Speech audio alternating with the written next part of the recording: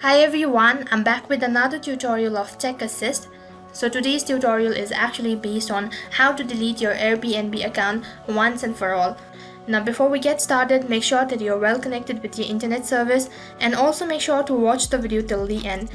So open up your web browser and right on top you can see a search bar, so then enter the link that is www.airbnb.com.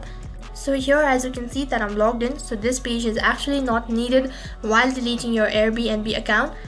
Now you can either close this page or just leave it as it is. So next what you have to do is create new tab and on the search bar type in www.airbnb.com/help. So don't worry about the link, I will leave it on the description box as well. So as you enter the link, you will land inside Help Center. So as you type in delete my account, on the other page there is a result.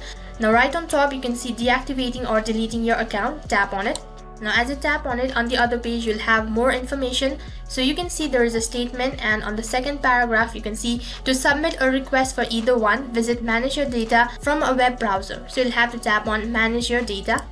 So as you tap on manage your account, on the other page will land inside privacy and sharing. So what you have to do is right at the bottom you can see delete your account, tap on it. Now on the other page you have the statement or the article, so make sure to go through it and then scroll down, and under statement you can see where do you reside. So from here you select your country of residence. Now as you're deleting your account, so you'll have to enter the reason for deleting your account. So you can leave it blank or you can just simply select any option that is convenient to you. And once you're done, tap on next. So once again there is a confirmation, so in case if you don't want to delete, so you can deactivate instead, so you can tap on it. Or if you have made up your mind and if you want to delete it permanently, so tap on delete account, which is right at the bottom in the lower right corner.